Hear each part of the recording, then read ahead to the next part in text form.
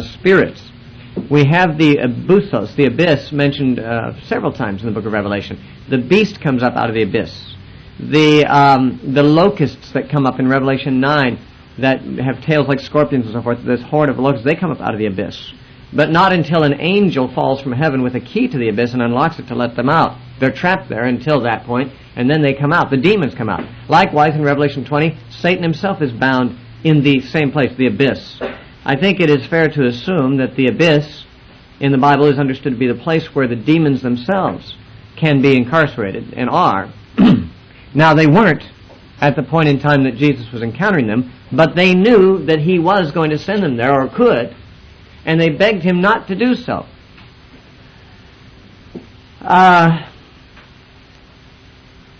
question then becomes, why didn't he? Why did he grant them their request?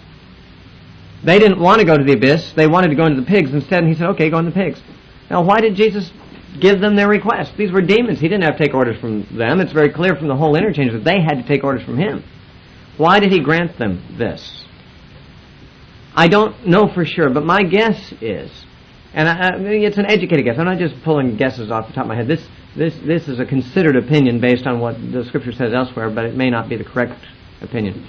I think that the proper time for the confinement of the demons to the abyss was at the time of the death and the resurrection of Jesus, which was still, some months off at this point. It was not yet time.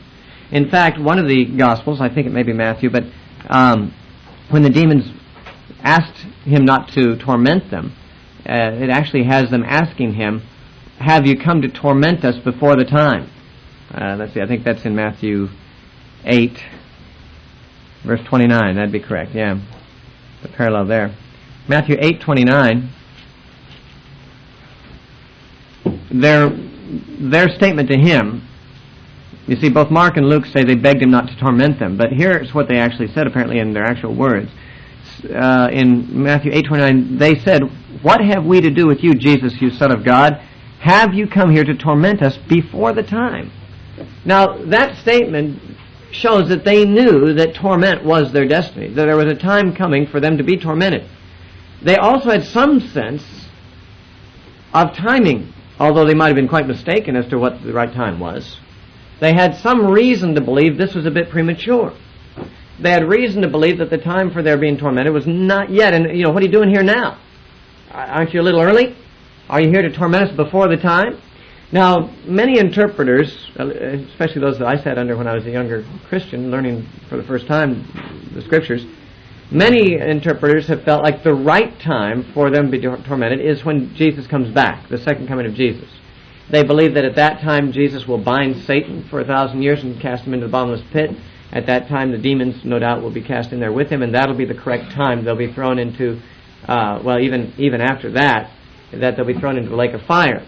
And that will be the correct time for their torment. That could be correct. That's certainly the only interpretation I ever heard anyone ever give, and I heard it from many places. But my own thoughts is it's more likely that the time of their torment began with the death and resurrection of Jesus. That's when they were disarmed. That's when he disarmed principalities and powers, made a show of them openly, it says in Colossians 2:15. He rendered them powerless. And, it says in 2 Peter 2 and the book of Jude, both these places speak about spirits that left their first estate, demons that sinned, angels that sinned. They're presumably now the demons. The Bible doesn't say they are, but that's the general presumption, is that the angels that sinned may be the same beings that we read of here as demons. But Peter and Jude mention that those angels that sinned are kept in chains under darkness, awaiting the judgment of the great day. In 2 Peter 2, it actually names the place of their incarceration as Tartarus. It says, if God spared not the angels that sinned, but cast them down to Tartarus, the Greek says, to be reserved in chains until the judgment. I realize it'd be good if I gave you all the verse numbers. The thing is, I'm working from memory here, and I could look them all up, but it'd slow us down because there's so much to say. But I can give you at least that verse, I suppose.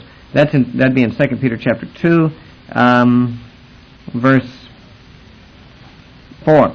For if God did not spare the angels who sinned, but cast them down to hell, the word hell there in the Greek is Tartarus, the only place in the Bible that the word Tartarus appears, and delivered them into chains of darkness to be reserved for judgment, Then he goes on, that's not the end of the sentence.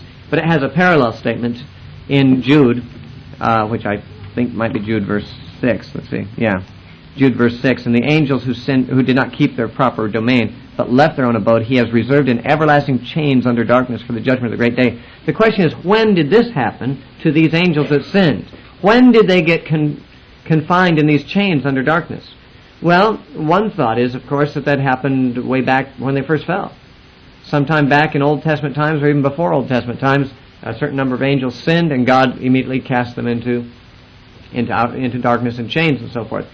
The problem that arises with that is that it's quite desirable, although maybe not certain, it's desirable to assume that the angels that sinned are the demons. And they didn't appear to be in chains in the time of Jesus. In fact, they weren't even tormented yet. But the question is, when is that torment? Well, Jude and 1st and 2nd Peter, of course, are written after the cross. Jesus' encounter with the demons in the Gospels is before the cross. It's possible that the time for the demons to be chained and bound and so forth was at the cross. Certainly the Bible indicates that something very significant happened to them, negatively from their point of view, when Jesus died and rose again. And it's possible that Peter and Jude are simply telling us that those demonic powers, which were freely roaming about prior to the cross, since that time have been reserved in chains under darkness waiting for the judgment. Now, that doesn't satisfy all questions. For instance, why would there still be some demons running around free today? And is it really correct to identify the angels that sinned with the demons? The Bible doesn't make that identification, but it has generally and historically and traditionally been made. Some of those questions we may not ever be able to answer. But my thought is, and that's the best I can do on this matter, is my thought is that when they said, have you come to torment us before the time, the right time to do it was at the cross. And it is at that point that Revelation represents Jesus as having bound Satan in the abyss. And since Jesus had not yet died at this point in time that we're reading of, and had not yet risen again, it was perhaps not the time to send them to the abyss. And so when they begged him not to, he complied. He said, okay, I'll send you those pigs instead. Now, someone might say, but isn't that kind of destructive of property that wasn't Jesus? Those pigs, 2,000 swine, could be worth a lot of money. Didn't Jesus, in this act of allowing the demons to go in there, didn't he become responsible for the destruction of this property? Well, one thing may or may not be significant. Of course, the pig was an unclean animal. The Jews weren't allowed to eat them. We don't know whether the owner of the swine was Jewish or not. Might have been a Gentile. I don't know. But we simply don't know enough about the story. But it's possible that the pigs were owned by a Jew who shouldn't have been raising pigs in the first place. Wasn't allowed to eat them. And therefore the destruction of the pigs was quite within Jesus' rights, as the enforcer of the law of Israel on the Jews. I don't really know. We simply don't have the data to know whether these were Jewish-owned pigs or what. Of course, it's not Jesus who drove the pigs into the sea. It's Jesus simply allowed the demons to go into the pigs, and the demons presumably drove the pigs into the sea. Or maybe the pigs just went berserk, and the demons had nothing to do with the direction they ran, We are told by Jesus in Matthew 12 that demons, when they go out of a man, prefer to go through waterless places. And it's hard to know why the demons would choose to go into the sea then if Jesus, by his own statements, indicated they prefer dry places. It's maybe going into the sea was a judgment upon them of sorts anyway. There's too many conjectures and not enough details to really answer them. So while I raise some of these points, I don't claim to have the answers to them. The point I would make is that this story has some things that are so much in common with the previous story of stilling the storm that I can't help but think there's an intentional linking of the two stories. Of course, they were linked chronologically. The stilling of the storm happened on the very voyage that was going over to meet with this man. But nothing happens without the providence of God, and particularly so in the life and ministry of Jesus. I think that the linking of these two things is very significant. Jesus didn't still every storm he ever encountered, as far as we know, but he stilled this one on this occasion, and it was just before he cast the demon out of this man.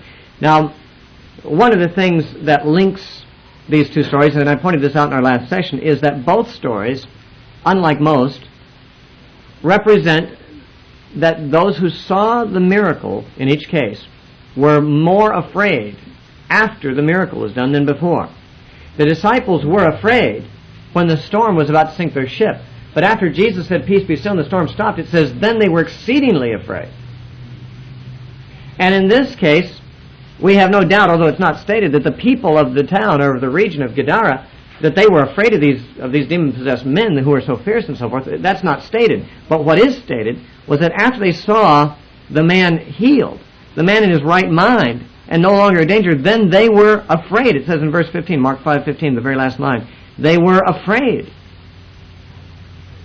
Which, of course, both stories tell us that while there was a fearful situation remedied by the miracle, after the danger was gone and the miracle had been done, the miracle itself was so scary to certain people that it caused them to get goosebumps, or even worse. In the case of the Gadarenes, made them want to get out, Jesus, get out of there. Now, this particular detail of the two stories may be simply incidental and not important, but I think that in the stories of the stilling of the storm and the story of the casting out of these demons, we have some spiritual types of significance.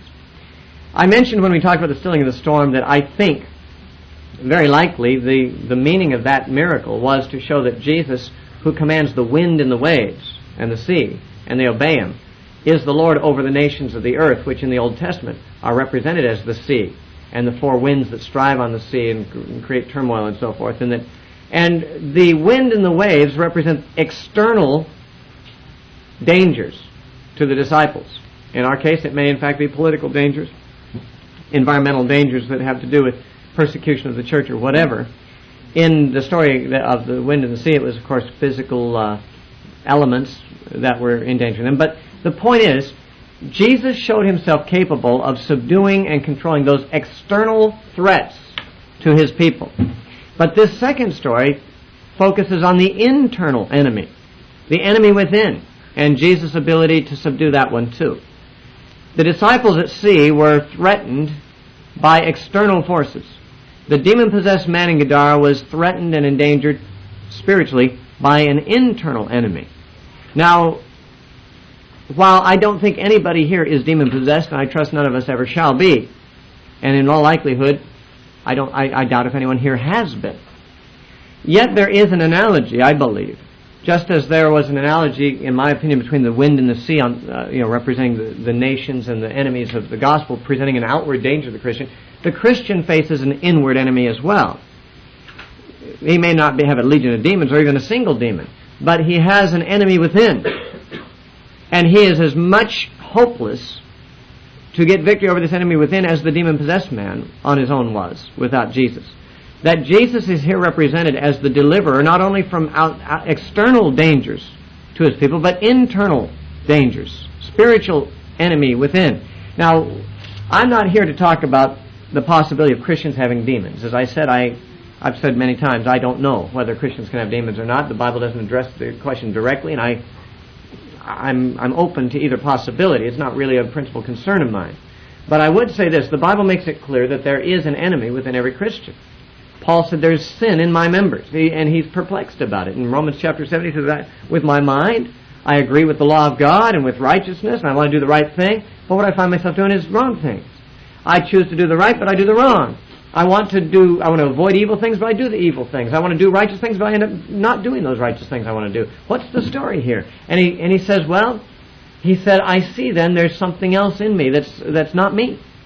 It's sin in my members. He said, therefore it's not I who am doing this, but sin that is in me does it. This whole discussion at the end of Romans 7, I'm sure you're all familiar with. We won't bother to turn there. Or as Paul puts it elsewhere, I think it's in Galatians 5:17, he says, the flesh lusts against the spirit, and the spirit against the flesh, and these two are contrary to one another, so that you cannot do the things that you want. Now, that's not to be identified with demon possession, but it certainly has its analogy to demon possession. Because the man who is demonized is no more or less subject to and in danger of the enemy within him than the person who is not demonized and has sin in his members. And that is the internal enemy of the Christian. And this story, just like the story of stilling the wind and the waves, shows that Jesus has power over the external dangers to the church and to his people. This story of his casting out this radically powerful demon, and this man who is terribly, hopelessly lost, that it illustrates that Jesus can take care of the dangers outside and inside, and that Jesus has authority over the outward circumstances of our lives that might threaten us, as well as the inward enemy. He can control, he can deliver. And you know, seen that way, there's some interesting things in this story I'd like to draw your attention to. In Mark 5:3 and 4, it says, "This man had his dwelling place among the tombs." The Bible says that before we were saved, we were dead in trespasses and sins. And Jesus delivered us from death and brought us to life and so forth. And this man had his place among the dead. He belonged there. He felt at home among the dead. And the Bible says we once ran with those who are children of wrath too, when we were dead in trespasses and sins. But it says in verse 3, no one could bind him, not even with chains. He had often been bound with chains, but it hadn't helped. And it says, and also in verse 4 at the end it says, and neither could anyone tame him. Now here's the two ways that people try to control sin. By taming it, or by binding it. You know? It says, for example, in James, no man can tame the tongue. But it also says in James, if you don't bridle your tongue, your religion is vain. You can't tame your tongue, because it's part of your nature. There's two ways to deal with a wild horse. One is to put a harness on him and just, by sheer muscle, force him to do your will. The other is to break him, to break his spirit and tame him, make him a domestic animal. You can do either with a horse. Some animals don't domesticate. But any animal can be controlled by man, and has been at one time or another. But the sin in our nature, first of all, we can't tame it. We can't just eradicate it and make ourselves not inclined to sin anymore. That's not in our power to do. We can't tame that thing. But even binding it with chains doesn't really provide the answer. I wouldn't be surprised if there's sort of an intentional symbolism here of the legalism of Pharisaic religion, or any kind of legalistic religion. Jesus said that the Pharisees bind people with heavy burdens and so forth, and grievous to be borne. And he talks about them being in bondage. It is certainly the case that laws, religious laws and civil laws, seek to bind people's sinful behavior and criminal behavior. But if the person is untamed within, those kinds of chains and shackles don't really solve the problem. The person remains, the sin remains more powerful than the chains, as it were. And persons do try to bind themselves with religious rules and so forth, but if the heart isn't changed, if there's no deliverance from sin itself, religion just becomes a weak effort to bind and to control sinful behavior, and it's certainly no solution. The need of course, is to have a changed heart. I may have told you before, I like this analogy. It comes from Greek mythology and the stories of Ulysses. Of course, these stories are not true, but there is a story in the Iliad or the Odyssey, one or the other, about a place called the Island of the Sirens. And if I have told you the story, bear with me as I tell it again. The Island of the Sirens was a place inhabited by women who had beautiful voices. In fact, they sang so beautifully, according to the legend, that they couldn't be resisted. That is, their music could not be resisted. And any sailors that came near within earshot of that island would hear the singing, and they'd be drawn irresistibly into the island. But what was not obvious from the surface of the sea was that there's jagged rocks near the shore, and every ship that came near the island was dashed to pieces on the rocks, and the sailors were killed. And I don't remember, I think maybe the women might have cannibalized them, I forget. But it was it was obviously very dangerous to be drawn to this siren song. In fact, the story has given rise to a lot of imagery, even in the way people talk. And now they talk about lots of things that seem to be irresistible, whether it's addictions or whatever, as a siren song, which is based on this idea of the Island of the Sirens. Well, according to Greek mythology, two sailors managed to successfully hear the music of the sirens without succumbing and dying. One was Ulysses. And Ulysses was determined, he'd heard about this, and he wanted to hear the music, but he didn't want to come under its spell as others had.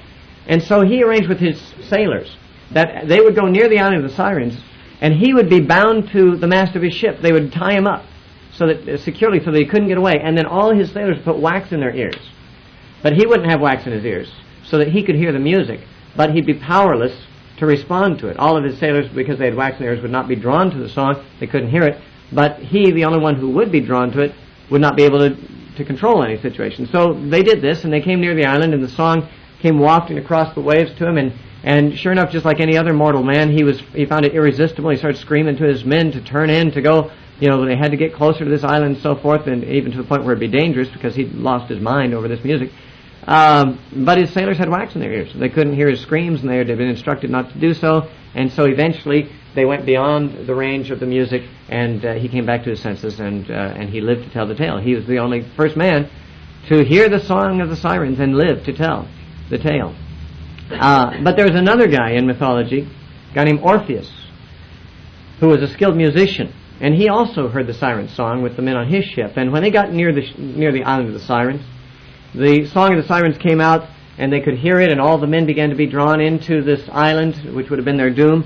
But Orpheus took out his instrument and began to play music that was more beautiful than the music of the sirens.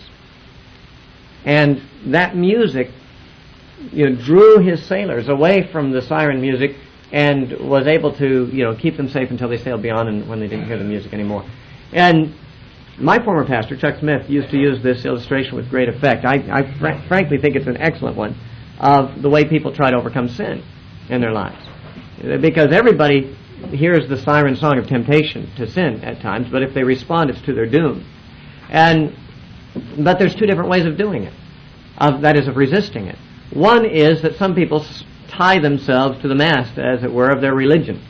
And though their heart is crying out to go after the sin, and they're drawn to it and they love the sin, yet their religious convictions forbid them, and the accountability of the church or whatever, or the social group, or simply their strong willpower of legalism, refusing to give up their religious rules, they're bound as to a mast. They manage to avoid giving in, but their heart wants the sin, but they just don't allow themselves to do it. And some people, by this means, manage to overcome sinful habits in their life to a certain degree. Not a very enjoyable life, however. But others, they also resist sin, but not by religiosity, not by binding themselves to religious rules and regulations, but by as it were, tuning into the more attractive, the sweeter music of holiness, the beauty of holiness and the beauty of the Lord. And just being more enamored with Jesus and more enamored with righteousness and holiness and godliness, which is, of course, something only Jesus can work in you, because by nature we don't have that attraction. But once that is there, once the heart is after God, then you don't have to bind yourself with rules to avoid succumbing to the siren song of temptation, because you'd rather be holy. You'd rather be righteous. And it's not that your heart wants to sin, but you just don't let yourself. Your heart doesn't want to sin because you want to stay close to that song. You want to stay close to Jesus. And this man, I think, serves, at least whether intentionally or not, as an illustration of a sinner who has not been set free by Jesus. He doesn't have the song of the Lord, to distract him, and human means cannot bind him. They can't stop him. They can't stop this demonic power that's rampant in his life. They can't tame him, and they can't confine him. They can't control him inwardly, they can't change his heart, and they can't control him outwardly. The man is simply doomed unless he gets something more than what man's solutions have to offer. Now, of course, Jesus delivered the man. And down in verse 15, Mark 5:15, it says, "And when the people of the town, after the man was delivered, they came out to Jesus, they saw the one who had been demon-possessed and had legion sitting and clothed and in his right mind."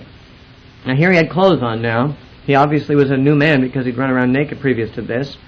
But he was in his right mind. But there's a detail in Luke that I like, that I wish all the versions had included, but we can turn to Luke to get it. In Luke 8:35, in the same description of the man, there's one more detail to the description of the man after his deliverance. Luke 8:35 says, "Then they went out to see what had happened, and came to Jesus, and found the man from whom the demons had departed, sitting at the feet of Jesus, clothed and in his right mind."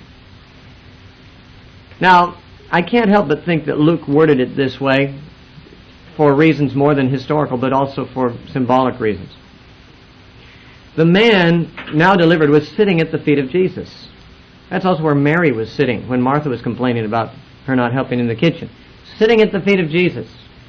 People sitting at the feet of Jesus usually were being discipled. Usually were sitting at his feet for instruction, for teaching. We're not told that Jesus was teaching the man, but we can hardly doubt that he was.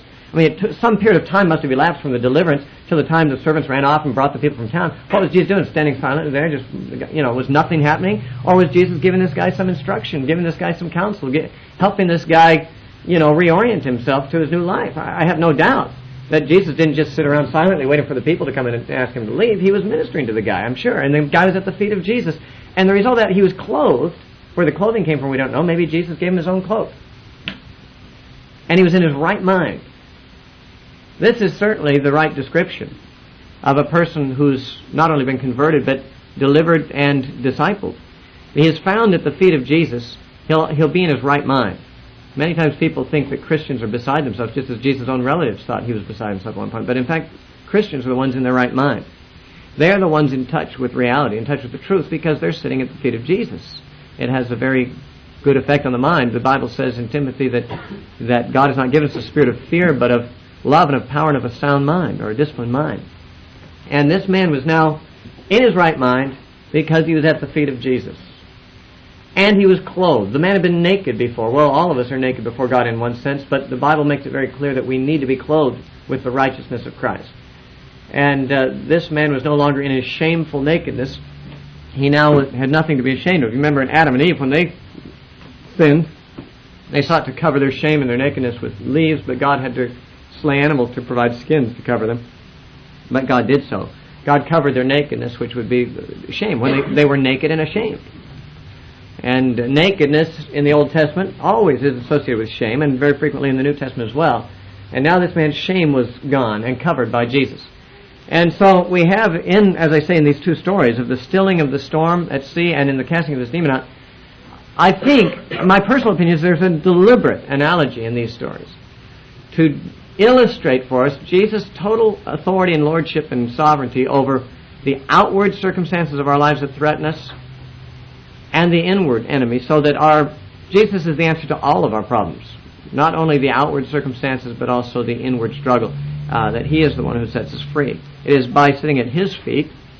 It is by hearing His word and submitting to His commands, and by worshiping Him as this man did, and no doubt adoring Him, that the demon of flesh, the demon of sin, is overcome in our lives, so that we are no longer governed by a sinful mind, but we're in our right minds, and we're clothed, no longer ashamed and naked. Now, the reason that I want to play a musical tape for you, and I'm actually kind of glad that most of you, when I asked about this yesterday, weren't familiar with this song. Therefore, it might have an initial impact on you. This song, first time I heard it, I was just powerfully moved by it. So I got a tape of it, and I've heard it now about 100 times, and I'm still powerfully moved by it. There's just few songs I've heard recently that are, as to my mind, powerful. Now, I realize that what some people call powerful music is no doubt to them powerful and doesn't do a thing for you or me or whatever. I mean, different tastes.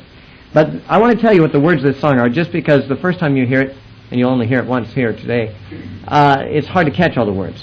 I'll tell you what the words are, and to my mind, this song takes this story and powerfully makes application to the average ordinary person, not to the demon-possessed person, but to people like you and me, who no doubt are not demon-possessed, never were, never will be, but still were unclean, still were ashamed, still were bound by sin, and yet have found freedom in Jesus. Let me tell you the words of this song, then I'll play it for you on this tape player. But it's the writer of the song and the performer who does it is Bob Bennett. And the song's called Man of the Tombs. But here's how the words go.